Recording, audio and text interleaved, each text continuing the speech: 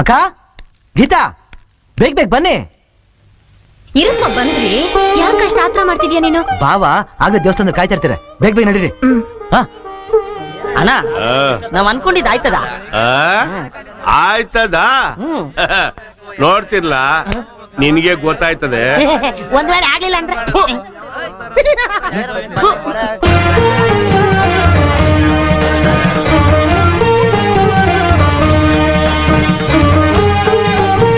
ನಮಸ್ಕಾರ. ನಮಸ್ಕಾರ. ಯಜಮಾನ್ರೆ, ಅಮ್ಮವ್ರು ಬರ್ಲಿಲ್ವಾ?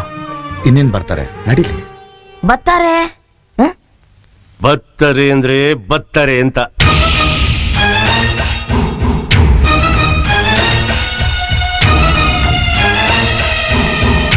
ಅಣ್ಣ, ಅಲ್ಲಿ ನೋಡಲ್ಲಿ. ಎಲ್ಲ ಅಲ್ಲಿ ನೋಡು. ಎಲ್ಲ ನೋಡು ಅಂದ್ರೆ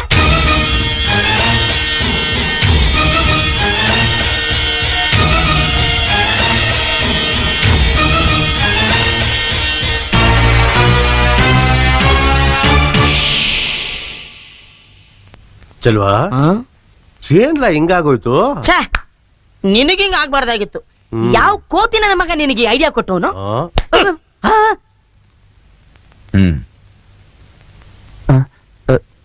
ಏನ್ ಯೋಚನೆ ಮಾಡ್ತಾ ಇದ್ದೀರಿ? ತಗೊಳ್ಳಿ. ನಿಲ್ಸಿ.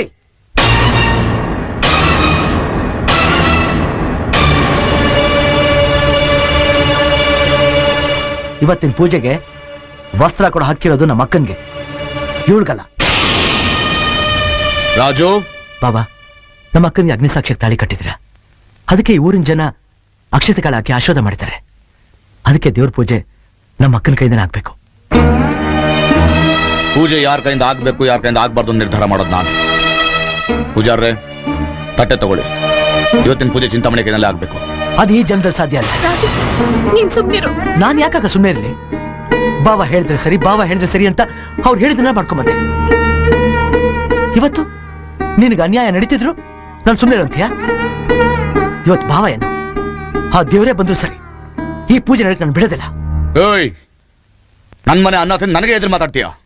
ಅದಕ್ಕೆ ಬಾವ, ನೀವು ಮಾಡ್ತಿರೋ ತಪ್ಪನ್ನ ತಿಳಿಸಿ ತಿದ್ಕೊಳ್ಳಿ ಅಂತ ಹೇಳ್ತಾ ಇದ್ದೀನಿ. ಅದನ್ನೆಲ್ಲ ಕೇಳೋಕ್ ನೀನ್ ಯಾರು?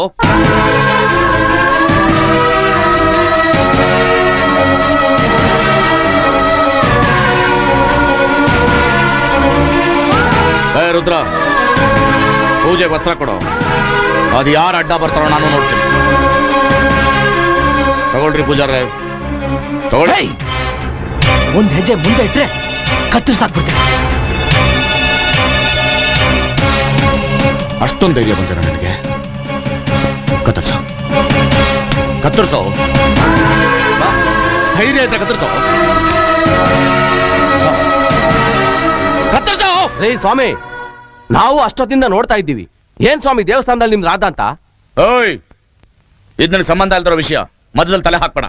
ನೋಡಿ, ನೀವ್ ಈ ಊರಿಗೆ ದೊಡ್ಡ ಮನುಷ್ಯರಾದ ಮಾತ್ರಕ್ಕೆ ಈ ಪವಿತ್ರವಾದ ದೇವಸ್ಥಾನದಲ್ಲಿ ನೀವು ಏನೇ ಮಾಡಿದ್ರು ನಾವು ನೋಡ್ಕೊಂಡು ಸುಮ್ಮನಿರ್ಬೇಕಾ? ಇದು 10 ಜನಕ್ಕೆ ಸಂಬಂಧಪಟ್ಟ ವಿಷಯ. ಇದನ್ನು ಕೇಳೋ ಹಕ್ಕು ಎಲ್ರಿಗೂ ಇದೆ. ನಮಗ್ ಮರ್ಯಾದೆ ಇಲ್ದಿರೋ ಜಾಗದಲ್ಲಿ ನಾವ್ ಹಾಕಿರ್ಬೇಕು.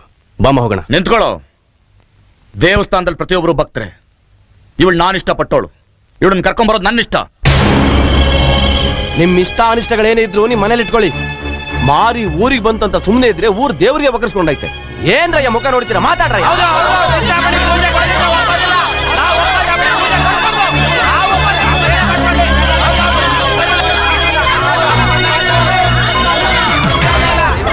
ಅಲ್ಲ, ಬಂಗಾರದಂತ ಹೆಂಡತಿನ ಮನೆಯಾಗ ಇಟ್ಕೊಂಡು ಇವ್ರಿಗೆ ಯಾಕೆ ಬಂತು ಇಂಥ ದುರ್ಬುದ್ಧಿ? ವಯಸ್ಸಿಗೆ ಬಂದಿರೋ ಮಗಳನ್ನ ಇಟ್ಕೊಂಡು ಅಪ್ಪನ್ ಚಲ್ಲಾಟ ನೋಡು.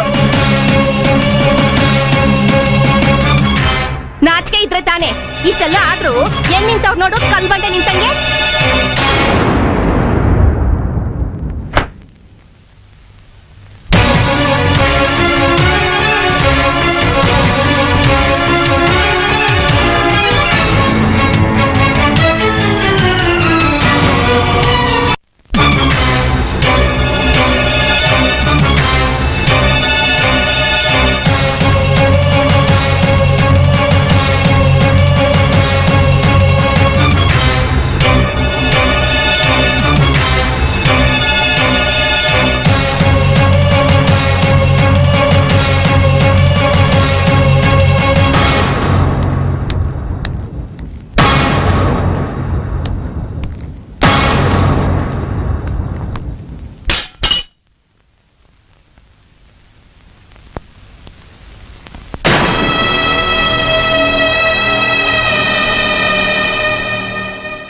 ಇನ್ನೊಂದು ಹೆಜ್ಜೆ ಮುಂದಿಟ್ರೆ ನಾನು ಮನುಷ್ಯನಾಗಿರೋಲ್ಲ.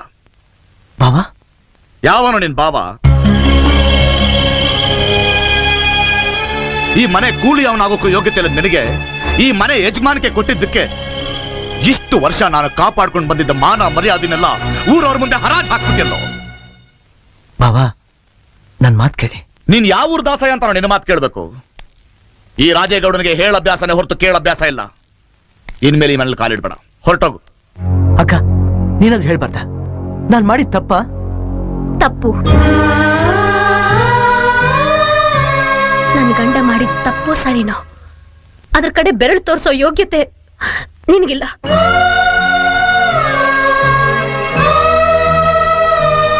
ಗೀತಾ, ನೀನಾದ್ರೂ ನಮ್ಮಪ್ಪ ಹೇಳಿದ್ ನಿಂಗೆ ಅರ್ಥ ಆಗ್ಲಿಲ್ವಾ?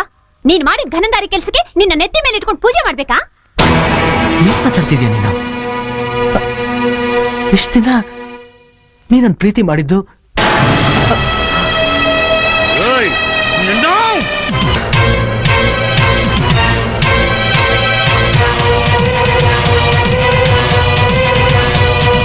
ನನ್ನ ಮಗಳನ್ನೇ ಪ್ರೀತಿ ಮಾಡೋ ಧೈರ್ಯ ಬಂತೇನೋ ನಿನಗೆ? ಏಯ್, ನಾನ್ ಯಾಕೋ ನಿನ್ನ ಇಷ್ಟಪಡ್ಲಿ? ಏನೋ ಸೋದರ ಮಾವ ಅಂತ ಸಲಿಗೆಯಿಂದ ಇದ್ದಿದ್ದಕ್ಕೆ ಅದನ್ನೇ ಪ್ರೀತಿ ಅಂತ ತಿಳ್ಕೊಂಡ್ಬಿಟ್ಯಾ? ಇಷ್ಟಕ್ಕೂ ನನ್ನ ಮದುವೆ ಆಗೋ ಯೋಗ್ಯತೆ ಏನಿದೆ ನಿನ್ಗೆ?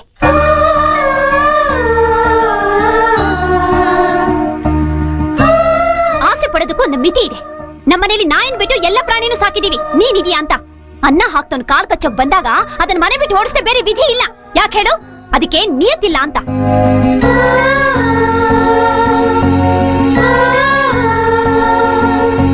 ಅಪ್ಪ, ಅವನ ಹತ್ರ ಏನ್ ಮಾತು? ಇಷ್ಟ ದಿವಸ ಅವನು ಮಾಡಿದ ಕೆಲ್ಸಕ್ಕೆ ಕೂಲಿನ ಅವನ ಮುಖದ ಮೇಲೆ ಬಿಸಾಕಿ ಒಳಗ್ ನಡೀರಿ. ಅವಳು ನನ್ನ ಮಗಳು ಕಣೋ.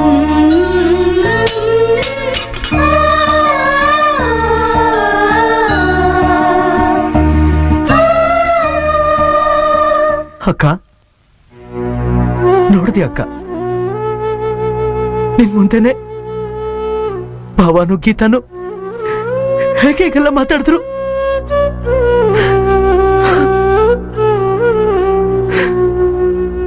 ಅವ್ರು ಹೇಳಿದ್ರಲ್ಲಿ ಏನೋ ತಪ್ಪಿದೆ. ಹೌದು, ನೀನು ಕೂಲಿಯವನೇ. ಪ್ರೀತಿ ವಿಶ್ವಾಸದ ಹೆಸರಲ್ಲಿ ಸ್ವಾಭಿಮಾನ ಮರೆತು ನೀನ್ ಇಲ್ಲಿಗೆ ಬಂದೆ ನೋಡು. ಅದಕ್ಕೆ ಇಷ್ಟೆಲ್ಲ ಆಗಿದ್ದು. ಅವ್ರಿಗೋಸ್ಕರ ಹಗಲು ಇರುಳು ದುಡಿದ್ ನಿನ್ ಕೆಲ್ಸ ಇವತ್ತಿಗೆ ಮುಗೀತು. ಇದು ಅವ್ರ ಮನೆ ಕಣಪ್ಪ. ಅವ್ರಿಗಿಷ್ಟ ಆದ್ರೆ ಇಟ್ಕೋತಾರೆ, ಕಷ್ಟ ಆದ್ರೆ ಕಳಿಸ್ಬಿಡ್ತಾರೆ.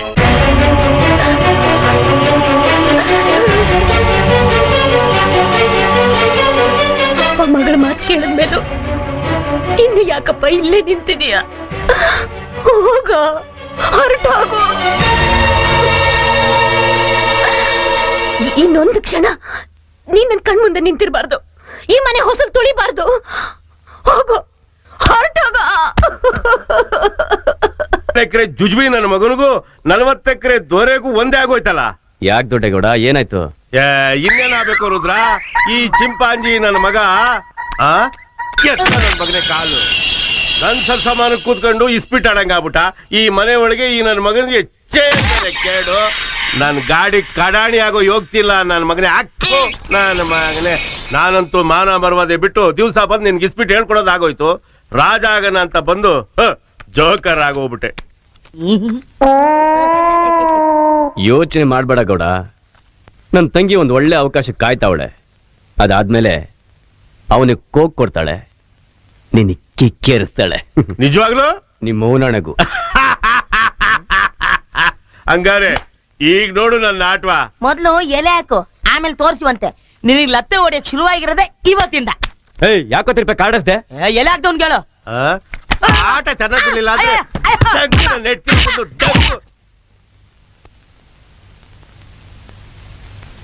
ರಾಜು, ಎಷ್ಟು ಅಂತ ಯೋಚನೆ ಮಾಡ್ತೀಯ? ಹಶುವಾಗ್ತಾ ಇಲ್ವಾ? ಸ್ವಲ್ಪ ಊಟ ಮಾಡು ಮಗನೇ. ಹಸಿವಿದ್ರೆ ಊಟ ಮಾಡಕ್ ಮನ್ಸಿಲ್ಲಮ್ಮ. ಈಗ ಅಕ್ಕ ಏನ್ ಮಾಡ್ತಿರ್ತಾಳೋ ಏನೋ. ಅಕ್ಕ ಅಕ್ಕ ಅಕ್ಕ, ಇನ್ನು ಅಕ್ಕನ ನೆನಪು ಹೋಗ್ಲಿಲ್ವಾ ನಿನಗೆ? ಅಮ್ಮ, ನೀ ನನಗೆ ಜನ್ಮ ಕೊಟ್ಟಿದ್ಯಾ ಅಷ್ಟೇ, ಆದ್ರೆ ನನ್ನ ತಾಯಿ ತಾಯಿ ಪ್ರೀತಿ ಸಿಕ್ಕಿರೋದು ಅಕ್ಕನಿಂದ. ಅವಳ ಬಗ್ಗೆ ನಮ್ಗೆ ಚೆನ್ನಾಗಿ ಗೊತ್ತಮ್ಮ. ಮಕ್ಕಳು ತಪ್ಪು ಮಾಡಿದ್ರೆ ತಾಯಿ ಹೊಡಿತಾಳೆ, ಮಕ್ಕಳು ಅಳ್ತಾರೆ. ಆದ್ರೆ ಮಗುನ ಹೊಡೆದಲ್ಲ ಅನ್ನೋ ನೋವು ತಾಯಿಗೆ ಇದ್ದಿರುತ್ತಮ್ಮ. ಆ ನೋವು ಅಕ್ಕನಿಗಿದೆ ಅಮ್ಮ, ಅಕ್ಕನಿಗಿದೆ.